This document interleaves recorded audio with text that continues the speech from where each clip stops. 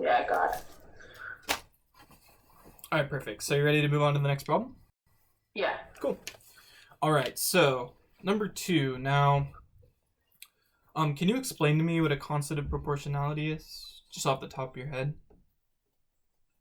It's when the proportionality is always the same and it's constant throughout.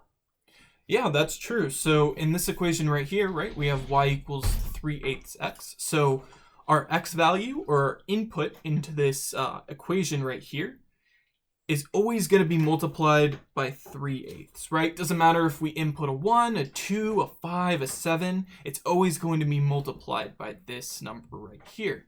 So, by the way, what's this form of equation called right here? I don't know. Okay, it's called standard form, where you have an output on one side, which is usually going to be y, and you have the x value, which is usually multiplied by another number. Now, when we have it in this form, y equals some constant, in this case it's 10x, our constant of proportionality is just going to be the number that's next to the x value. Another term for this is a coefficient. Have you heard of that before? No. Okay. Well, don't worry about it then. It's just going to be the number that's next to the x variable. So in this case, we have the equation y equals 3/8 x. So what would be our constant of proportionality here? So you have to multiply it, I think. Well, what do you think we're multiplying exactly? 3 times 8. I don't know, actually. Okay, no worries. So basically, when we have our equation y equals 10x, we said that 10 was the constant of proportionality, right? Yeah. And why did we say that was? Because it was the coefficient. Exactly. Perfect. So now we have an equation that's y equals 3/8x. So what's going to be our constant of proportionality in this case? 3/8. Exactly. You got it. Now, did the fact that it was a fraction kind of trip you up a little bit? Yeah. Okay, so that's totally common because fractions are weird. You see them, you freeze, you're like, whoa, what do I do? All you have to remember is that a fraction is just a number, right? If we divided this, it could be like 0.067, right? And if we had 0.067x equals y, it'd be the same thing. It'd be this number right here. So just remember that if you have a fraction, it's not that much different than a regular number. It's still going to be the constant of proportionality. You don't need to multiply or divide or add. It's the same sort of concept. So does that make sense? Yeah. Perfect. So now that we sort of went through that, let's walk through the second problem. So we have y equals 18.25x. What form is this equation in right here? Standard form. Exactly. And so in standard form, we have y equals 18.25x. Now, what's going to be the constant of proportionality here? 18.25. You got it. All right, so there we go. Now, just remember that when you have a fraction, a decimal, it doesn't matter what kind of number is in front of this variable right here, it's going to be the constant of proportionality, okay? Do you have any questions about that? No. Perfect. Are you ready to move on to the next problem? Yeah. Sweet. So you nailed this one right here, which is awesome. Do you have any questions looking back on it at all about it, or did everything make sense? Everything made sense on that one. Perfect. All right, so let's move to this next problem, number 9. Now, did you read the comments on this one at all? You actually got the right answer. It's just, they ask you to put it in what form? Standard form. Right, there's that standard form coming up again. So your answer was correct, 1.35, the proportion of, the constant of proportionality was right. They just asked you to take that next step and put it into standard form. So how do you think we would go about doing that? Probably. So my answer was probably do y equals 50 sheets and x beside that. And x beside that. Okay. So you have the right idea because this is in standard form. I think that the one thing that we need to change is this constant of proportionality right here. So basically what we're saying in this problem is our input, so our x, is going to be the number of sheets, right? Because in this problem we're trying to find the cost in dollars of a number of sheets, right? So our input is number of sheets, and we want this output to be a price in dollars, right? So it'll be $1.35. You got dollar, yeah. 100%, exactly. So when you're given the standard form, you have to think, what is my input, and what is my output, and what, you sort of have to make sure your answer makes sense, right? Because if we look at this chart here, if we put in 1 for 50, we're saying that one sheet costs $50. And if we look at this chart, that doesn't really make sense, right? So if we go back and look, we can say, all right, my answer doesn't really make sense. And then you adjust and you say, okay, but this answer does make sense. And you got it spot on. So do you have any questions about that? No. Cool. Can you explain to me really quickly how you actually found this 1.35 value? $1.35? So what did I do? I probably divided by 5.40 Exactly. and kept doing that throughout and found a constant of proportionality. That's 100% correct. Awesome. All right, so moving on to our last problem. Were you ready to move on, or did you still need a second to write down your correct? I was ready. Okay, cool. All right, this one's kind of a doozy, huh? Yeah. All right, so let's see. The scale drawing below is a backyard tennis court. So the scale is 1 centimeter to 2 meters, and we're trying to find what is the actual length and actual width of the tennis court. So first thing I see right off the bat is that you're highlighting things in the question. I love that, because if we can take these words and then put them into numbers, then we're going to be set. That's basically what math is, right? We just have to sort of put the numbers in the right place to give an answer that we want. So let's see. Well, we know that 1 centimeter is equal to 2 meters. Okay, that's good information. We know that the width is 4.5 centimeters. Now, what are we actually trying to do in this problem, given this information? We're trying to find the actual length of the tennis court. Exactly, that's 100% correct. And so what does that mean we're doing to this width right here? So we have it in centimeters, and we want to change it to what? Meters. Exactly. You're 100% correct. And we have this information right here, and that's going to be our money. That's our money right here. This is our key to making that transition from centimeters to meters. So it looks like you set up a proportion right here, which was actually very close to being correct. There's just one number that's off. So in these problems, I like to start with the number that we're trying to change, right? So we have 1.5 centimeters. And now we need a proportion. So some number over some number to change this 4.5 centimeters to meters. So do you have any ideas of how we can do that? So I think how I was gonna do it was gonna times 4.5. No, it's not think that way.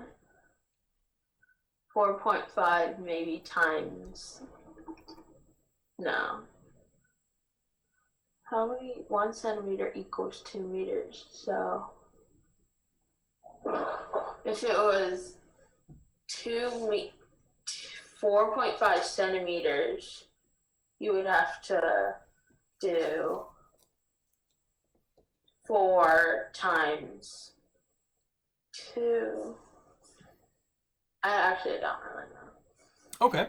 Well, I think you're on the right track, actually, because you're talking about multiplication, which is exactly what we're going to be doing to try to change this from centimeters to meters. So you are totally on the right track here. Now, I see you made this proportion right here. Now, what does the proportion actually mean? If I write 1 centimeter over 2 meters, this is the same thing as saying this right here. Does that make sense to you? Yeah. Exactly. So I feel like we can use a proportion here to change centimeters to meters. So there are 2 ways I can write this proportion. 1 centimeter over 2 meters, or 2 meters to 1 centimeter. Are these the same thing? No, they're not, because 2 meters on the top for 1 and 2 meters is on the bottom. Right, so they are slightly different, but are they expressing the same thing? Yeah. Yes, exactly. This is saying the same thing as this, which is saying the same thing as this. Now you are right; they are not the same technically because we can use them a little bit differently. But we're going to be using one of them to change this centimeters to meters. And which one do you think we should use? Since we're trying to find the actual length, I think we're probably going to use 2 meters. Oh, on the top. 2 meters on the top. That's 100% correct. So 2 meters times 1 centimeter.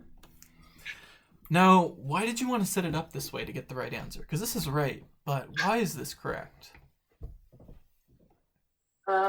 Because you're trying to find the actual length. Okay. That's what. That is true. There's something with proportions here where if we have one type of unit and we are dividing it by another type of unit, those units cancel out. Are you familiar with that concept? Yeah, my teacher taught me that. Awesome. Perfect. So that's our goal. Whenever we're trying to convert one unit to another type of unit, we basically want to cross those units out. So this is getting kind of messy. Let's start it on a new piece of paper. So we have 4.5 centimeters times 2 meters over 1 centimeter. Now, we've set up the equation correctly. Now, how are we going to do this math? By timesing 1 centimeter by 4. So it would be like, then you would have to half the meter into 1.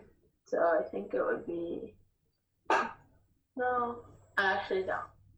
I Okay. think by timesing 1 centimeter by 4.5 centimeters. So you're saying we should do 4.5 centimeters times 1 centimeter? No. We just got 4.5. Exactly. So, but I like the way you're thinking through this. So if we, okay, so that's not the right way. So what's another way we could do this? Are we allowed to multiply 4.5 by 2? Yeah. Yeah. So if we did that, we would have 5.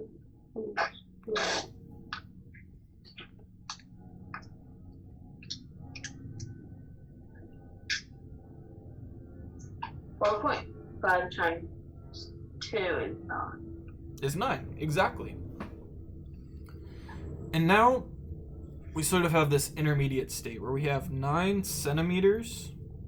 We also have these meters though, right? That's kind of weird. We have 2 units. But remember, we're dividing by 1 centimeter. And Yeah. so these units here cancel out. We're left with 9 meters over 1. And 9 divided by 1 is 9. Yeah. Okay. So we have the width. So now let's try to find the length. So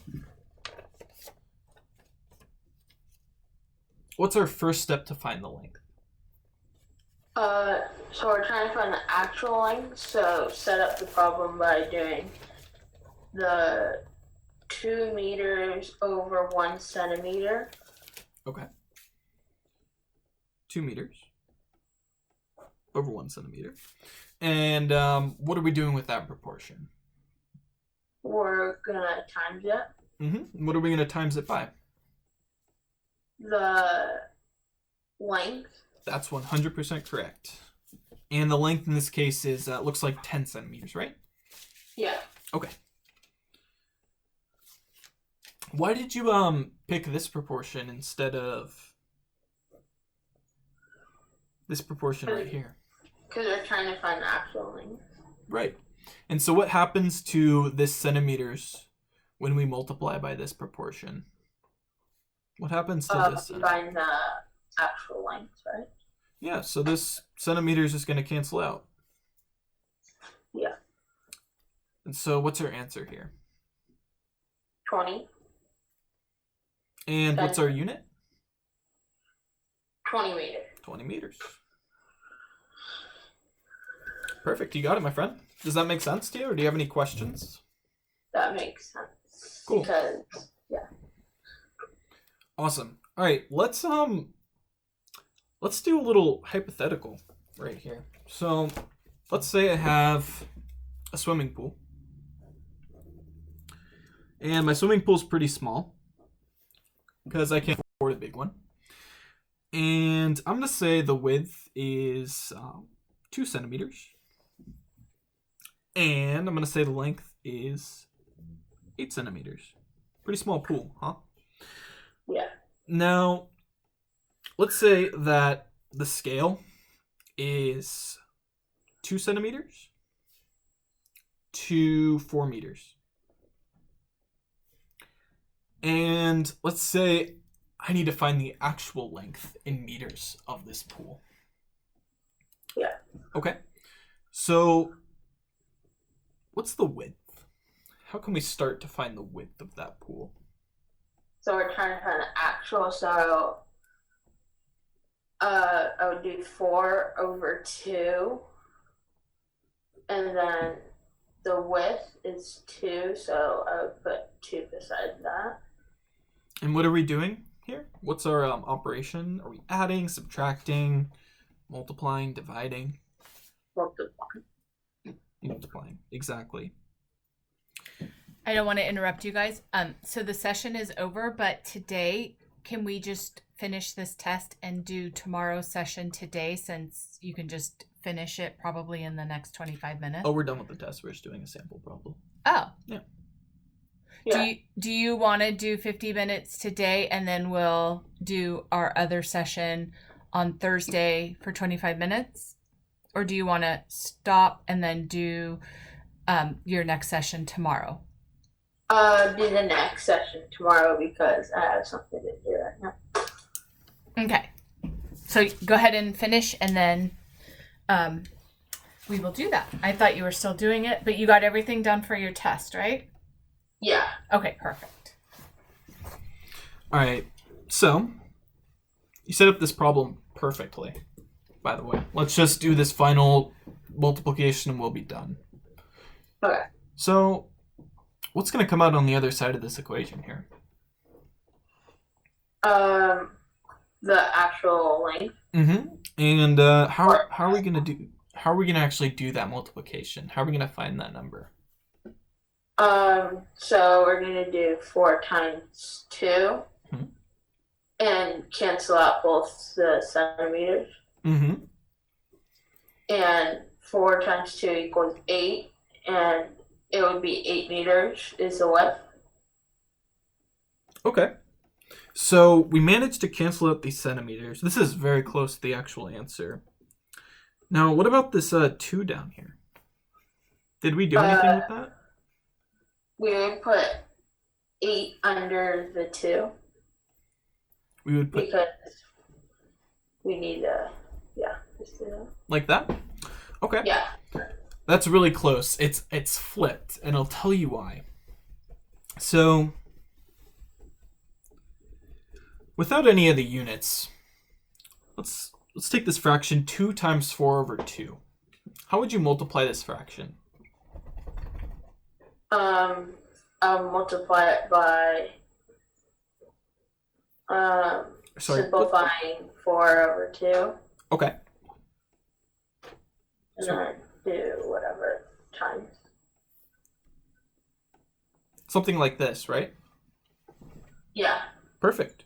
So it's the same thing when we have units in here. The math is still the same, so we still have to treat this as if it's a fraction. Does that make sense? Yeah. So our actual answer would be 4 meters. All right, my friend. How do I change?